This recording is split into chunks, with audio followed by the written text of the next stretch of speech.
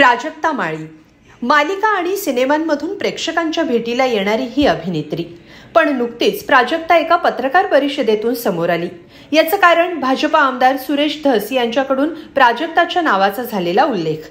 याबाबत प्राजक्ता माळीने मुख्यमंत्र्यांची भेट घेत तक्रारीचं निवेदन दिलंय। पण हे सगळं होत असताना या अभिनेत्रीच्या संपत्तीबाबतही चर्चा सुरू झाली आहे।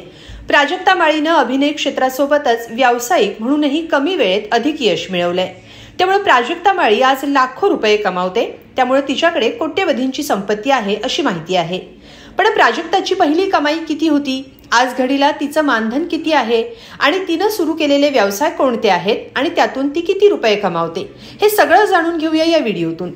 प्राजक्ता माळी हिने आपल्या अभिनयाच्या माध्यमातून मराठी मालिका, चित्रपट आणि OTTवरही प्रसिद्धी मिळवली आहे। प्राजक्ताने अभिनयासोबतच उद्योजिका किंवा व्यावसायिका म्हणूनही यश मिळवलंय। गेल्याच वर्षी प्राजक्ताने तिचा दागिन्यांचा स्वतःचा ब्रँड बाजारात आणलाय।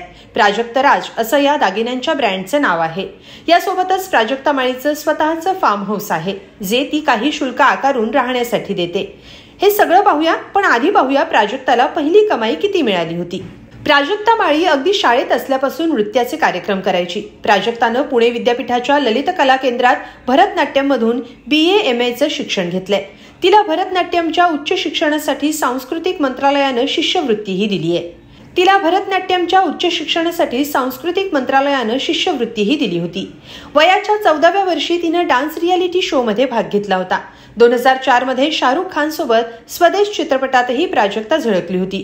पण अभिनेत्री म्हणून तिची पहिली कमाई ही मराठी चित्रपटातून मिळाल्याचं ती सांगते। संजय सुरकर यांच्या तांदळा एक मुखवटा या चित्रपटात प्राजक्तानं अवघ्या 17व्या वर्षी काम केलं होतं। त्यासाठी तिला 4000 रुपयांचं मानधन मिळालं होतं। प्राजक्ताला त्यावेळी रोज सकाळी टीव्हीवर प्रक्षेपित होणाऱ्या एका कार्यक्रमासाठी 58 ते 60 हजार रुपये मिळायचे असं तिने एका मुलाखतीत सांगितलं होतं। त्यानंतर जुळणी येती रेशीम गाठी, नकटीच्या लग्नाला यायचं अशा मराठी मालिकांमधून तिने यश मिळवलं। सोबतच ती मराठी चित्रपटातूनही काम करत होती। प्राजक्ता माळी चित्रपटासाठी 15 ते 16 लाख रुपये मानधन घेत असल्याचं सांगितलं जातं। पण प्राजक्ताला खरी प्रसिद्धी मिळाली ती महाराष्ट्राची हास्य जत्रा या कार्यक्रमातून। या कार्यक्रमाच्या अँकरिंगमुळे प्राजक्ता प्रसिद्धीच्या झोतात आली। त्यानंतर ती व्यावसायिक कमाईकडे वळाली। भावाच्या लग्नात पारंपरिक दागिने घालण्याच्या विचारानं प्राजक्ताला दागिने घडवण्याची कल्पना सुचली। त्यासाठी प्राजक्तानं स्वतःचा ब्रँड सुरू केला, ज्याला प्राजक्त राज असं नाव देण्यात आलं। मनसे अध्यक्ष राज ठाकरेंच्या उपस्थितीत अभिनेत्रीनं हा ब्रँड लॉन्च केला।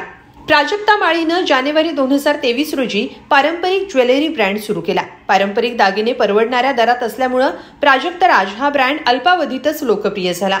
या दागिन्यांसाठी प्राजक्त राज या ब्रँडची स्वतंत्र वेबसाईटही प्राजक्तानं सुरू केली आहे। अनेक अभिनेत्रींनी सुद्धा या दागिन्यांचं कौतुक केलंय। या माध्यमातून प्राजक्ताला मोठा फायदा मिळत असल्याचं सांगितलं जातं। त्या व्यतिरिक्त प्राजक्तानं गेल्या वर्षी कर्जतमध्ये आलिशान फार्म हाऊस विकत घेतलंय। प्राजक्ताच्या या फार्म हाऊसचं नाव प्राजक्त कुंज असं आहे। इथं एका वेळी 15 ते 20 जणांची राहण्याची सोय होऊ शकते। मीडिया रिपोर्टनुसार प्राजक्ताच्या या फार्म हाऊसमध्ये वीकेंडला म्हणजे शनिवार रविवारी जायचं असेल तर दिवसाचं भाडं 30,000 रुपये इतकं आहे, तर सोमवार ते शुक्रवार दरम्यान एका दिवसाचं भाडं 17 ते 20,000 रुपये इतकं आहे।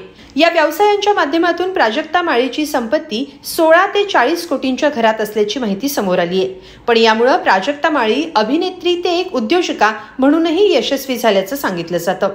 याबद्दल तुम्हाला काय वाटतं ते कमेंटमध्ये नक्की लिहा आणि lokmat.com ला सबस्क्राईब करा। धन्यवाद।